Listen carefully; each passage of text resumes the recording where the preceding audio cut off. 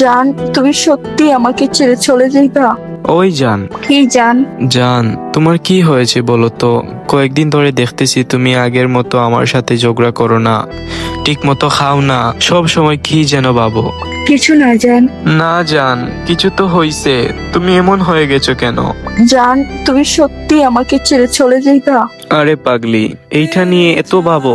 সবাই তো যায় জান, সুখের জন্য, ভালো ভবিষ্যতের জন্য যেতেই হয়। কিন্তু আমি কিভাবে থাকবো তোমাকে ছাড়া?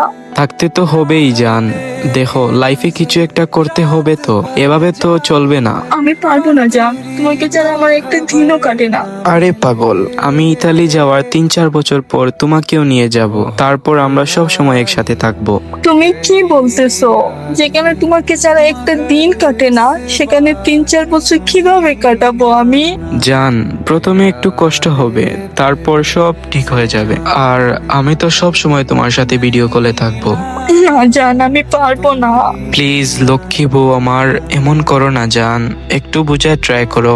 তুমি শুধু যাওয়ার কথাই ভাবো, আমার কষ্টটা বুঝো না। জান, এই সমাজে টাকার অনেক মূল্য, মানুষ মানুষকে না, টাকাকে বেশি মূল্য দেয়। আমাদের সুখের জন্যই তো আমাকে যেতে হচ্ছে। তুমি চলে গেলে আমি কার সাথে ঝগড়া করব? কার উপর রাগ করব? কার কাছে বায়না ধরবো?